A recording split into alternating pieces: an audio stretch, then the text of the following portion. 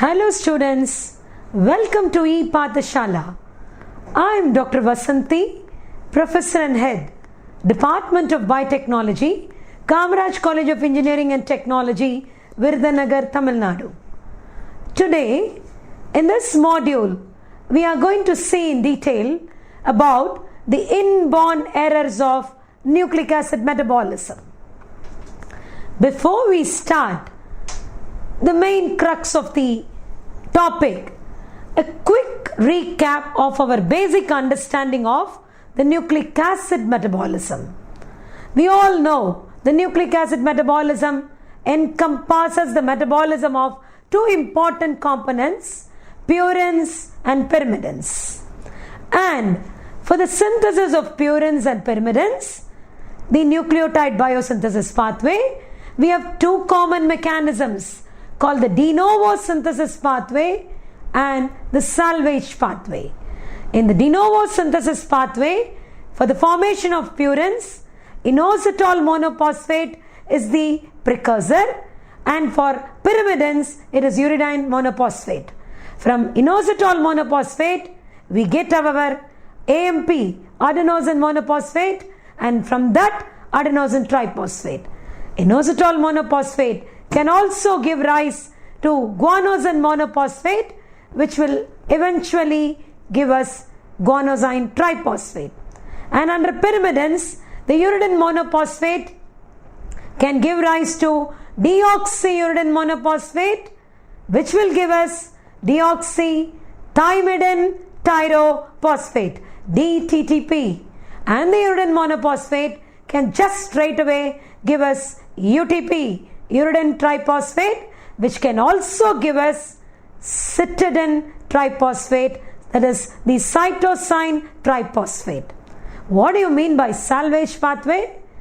Okay, this is where we are going to talk about the other arm, not the biosynthesis, by the catabolism. Okay, I quickly need DNA for a replicating cell.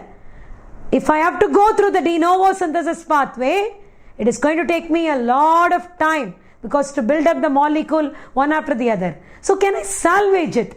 The nucleic acid which is going to get degraded, can I pick up something on the pathway and then from there can I build up the purine and pyrimidine?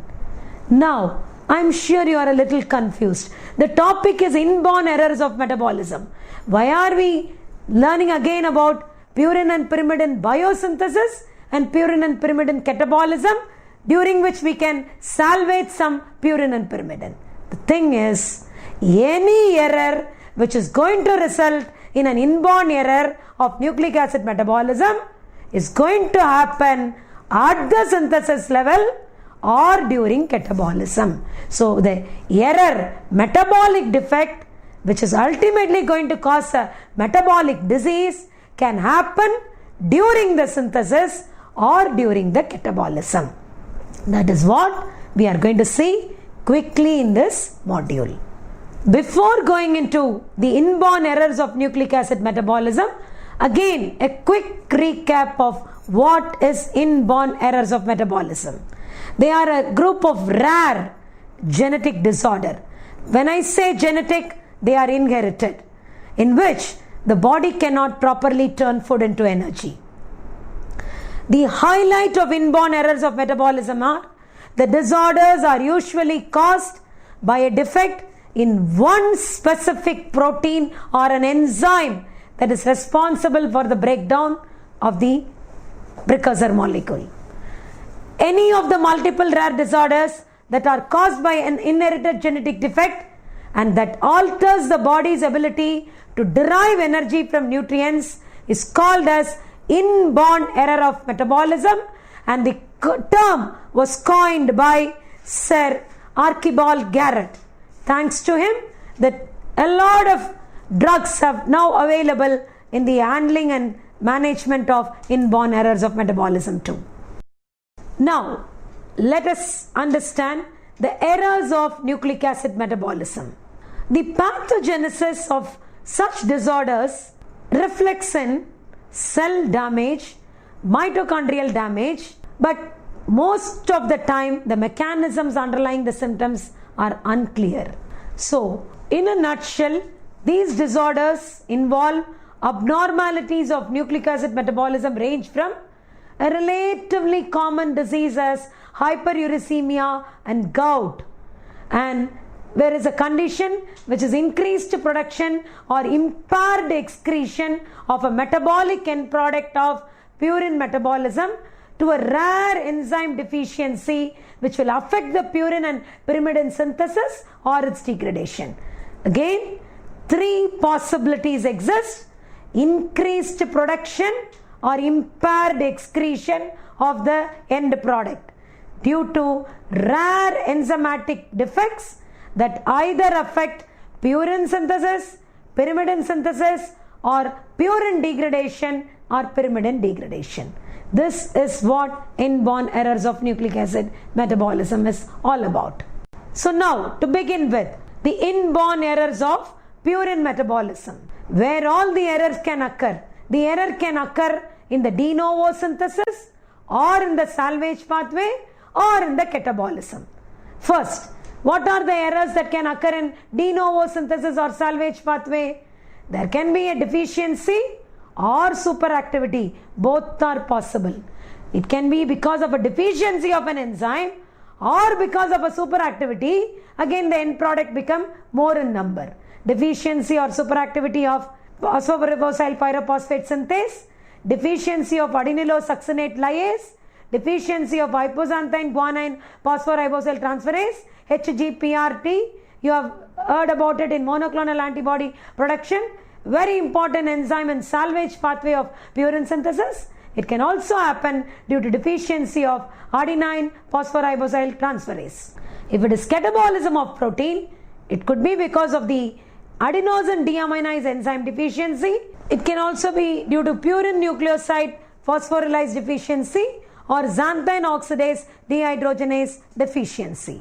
Here, I have tried to consolidate the disorders of purine metabolism, the name of the disorder, the defect, the nature of the defect, and comments on it, what it leads to.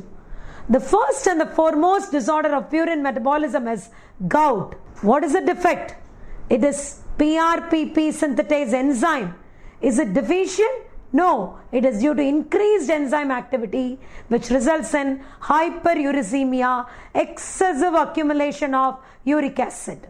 Gout can also happen because of the enzyme deficiency of HGPRT, hypoxanthine guanine phosphoribosyl transferase, or glucose 6-phosphatase. So same disorder can occur because of one enzyme, higher concentration PRP synthetase involved in purine metabolism, or lower deficiency, lower concentration or deficiency of HGPRT of salvage pathway, all eventually leading to increased uric acid condition called hyperuricemia.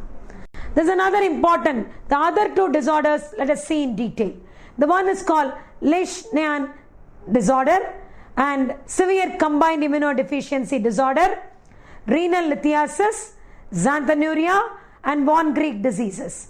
In each of the diseases, I have listed the enzyme defect, the nature of the defect, if it is due to the lack of the enzyme, and what is the general phenomenon. I have also given you the expansion of the enzymes. Leishman disease, it's a genetic disorder associated with three major clinical elements: overproduction of uric acid, neurological disability, and behavioral problems. Some may have the overproduction of uric acid and its consequences alone also.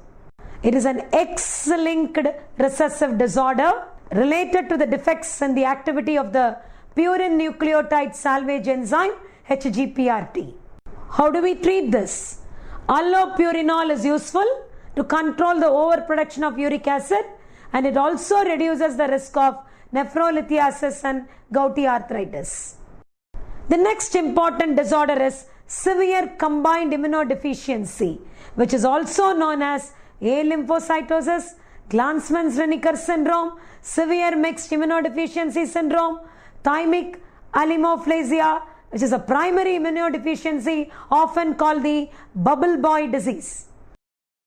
The defining characteristic is usually a severe defect in both the T and the B lymphocyte of the immune system of the body. I am sure you understand the significance of the T and the B lymphocytes, the soldiers of the immune system of the body. This results in the onset of one or more serious infections within the first few months of the life.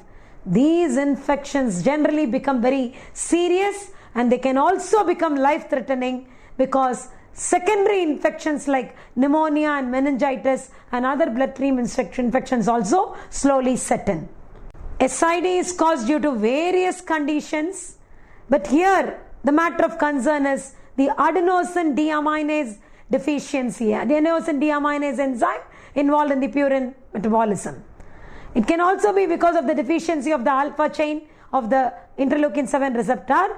That is why SIED is actually not only an inborn error of nucleic acid metabolism, because the origin can also be due to other enzyme deficiency. We need to understand and appreciate that SIED has got several reasons and several enzyme defects. Renal lithiasis. Again, it's a consequence of an alteration of the normal crystallization conditions of urinary tract. The crystals that lead to kidney stones are likely to form when the urine contains a high concentration of certain substances, especially calcium, oxalate, uric acid, and rarely cysteine. So the crystals of calcium or calcium oxalate or urate crystal from uric acid, which has been excessively getting accumulated in the urine, can lead to renal lithiasis. In common term, it is called kidney stone formation. The risk factors which can cause during inborn errors of metabolism, I would also like to tell you that it always need not necessarily be due to an enzymatic defect so as to strictly call it an inborn error. Other risk factors can also be thought about, like dehydration, obesity, high protein, salt or glucose diet, hyperparathyroid condition, inflammatory bowel diseases, taking medications such as diuretics, anti-seizure drugs and calcium-based antacids. And the common types of stones include calcium stones, uric acid stones, steroid stones and cystine stones. What are the signs and symptoms? Bloody, cloudy or foul smelling urine. The patient develops nausea and vomiting. There is a persistent urge to urinate, but because the stone has blocked, they are not able to urinate freely, which leads to fever and chills and another infection. Generally, this is diagnosed by abdominal x-rays, ultrasounds, intravenous pyelography, spiral CT scan, and generally the treatment includes breaking of the stone using shock waves or percutaneous nephrolithotomy or ureteroscopic stone removal or parathyroid surgery if it is necessary. Another important disease of purine metabolism is xanthanuria. It is a descriptive term for excess urine excretion of here not uric acid but the purine base xanthine. There it is hyperuricemia, here it is xanthanuria. It is because of the deficiency of xanthine dehydrogenase enzyme, which results in plasma accumulation and excess urinary excretion of the highly insoluble xanthine, which can lead to complications like arthropathy, myopathy, the muscles will not move, nephropathy, stone, and ultimately even renal failure. Hypoxanthine does not accumulate to an appreciable degree because it is always recycled through the salvage pathway. So the problem is only with the accumulation of xanthine and not hypoxanthine. Underline, the problem is not because of accumulation of hypoxanthine, because it is periodically utilized for salvage pathway. The metabolic error comes only because of the excessive accumulation of xanthine. Xanthine continues to accumulate despite the recycling of hypoxanthine because of the metabolism of guanine to xanthine by the enzyme guanase. The alkalinization of the urine has little effect on the solubility of xanthine. So we need to go for higher therapies, which includes high fluid intake, preventing dehydration, put the patient on low purine diet. Then xanthine dehydrogenase and aldehyde oxidase based medications are also being followed currently. Van Gogh disease. It's a condition in which the body cannot break down glycogen for energy. Why did we talk about Van Gogh disease in inborn error of nucleic acid metabolism? Because Van Gogh disease is an inborn error of carbohydrate metabolism, but it also leads, Van Gogh disease disorder also leads to uric acid accumulation, which leads to a metabolic disorder called hyperuricemia, which is an inborn error of purine metabolism. That is why I mentioned about Van Gogh disease here. Purine metabolism. That is why I mentioned about Van Gogh disease here. Now, let us move on to inborn errors of pyrimidine metabolism. I have summarized the disorders and the defective enzymes. The first one is called orotic aciduria type 1. This is due to the defects in both the orotide phosphoribosyl transferase and OMP, orotyl monophosphate decarboxylase activities. The enzymes encoded by a common gene. Let me draw your kind attention to this unique disorder. Generally, a gene will be coding for a single protein or a multiple protein. But here, the metabolic disorder is because of a defect of two enzymes, because these enzymes are bifunctional enzymes which are encoded by a common gene. So that's why the gene is malfunctional, deficient, then both the enzymes cannot be secreted. We have another type called orotic aciduria type 2. Here the defect is orotic monophosphate decarboxylase activity, but the other enzyme is present. One is absent, the other one is present. The next one is orotic aciduria due to OTC deficiency. The urea cycle enzyme ornithine transcarbamylase is deficient. That's in turn affects urea metabolism. So when urea synthesis is affected, automatically the body will try to get rid of the excessive amino nitrogen group through uric acid. So if uric acid is accumulating, it becomes an inborn error of nucleic acid metabolism. Another important one called beta amino isobutyric aciduria. Again, this is again related to amino acid metabolism. Transaminases affects urea cycle during deamination of alpha amino acids to keto amino acids. But this amino acid metabolism disorder is indirectly responsible for the clinical features which are common to inborn errors of nucleic acid metabolism. And the last one is called drug-induced orotic aciduria. Here again, the OMP decarboxylase activity of the bifunctional enzyme encoded by the UMPS gene is affected. That is the defective enzyme. Let's see in detail about the orotic aciduria. This is type 1. The deficiency we have already seen. Iridium monophosphate synthase deficiency. What are the signs and symptoms? Excessive orotic acid in the urine, megaloblastic anemia, bloated, bigger RBCs, delays in physical and intellectual development. The diagnosis is generally done by a urine test to measure the amount of compound called orotic acid, because it is believed to be present in a very higher amount in the affected individuals. It is cured, it is treated by taking supplements of the compound uridine. They show significant improvement in the symptoms. The name of the drug is called uridine triacetate.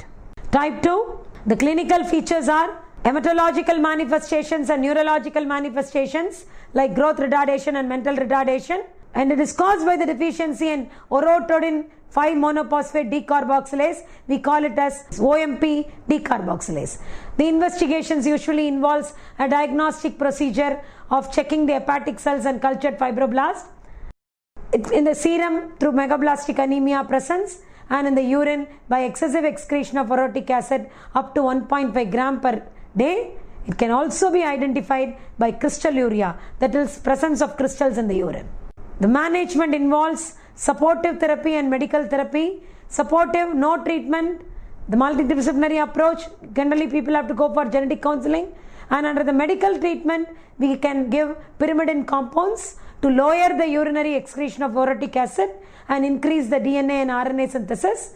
Oral uridine therapy. Corticosteroids are also being attempted as a medical management strategy. So, thus in this module, we have learned about the inborn errors of metabolism of nucleic acids. These genetic disorders are rare but not uncommon. And to sum up, to put it in a nutshell, the inborn errors of nucleic acid metabolism have to be understood on two headings. There can be errors in the synthesis or there can be error in degradation. In synthesis, the error could be of purine synthesis or pyrimidine synthesis. Similarly, in the degradation also, it could be because of the enzyme deficient in the steps involved in degradation of purine or pyrimidine. Proper understanding of the genetic errors in the cause of these disorders have helped us in designing and developing appropriate drugs for the management of these diseases. That is why it is essential to always remember, for every inborn error of metabolism, the defective or the hyperactive enzyme that is ultimately responsible for the clinical condition called inborn errors of metabolism.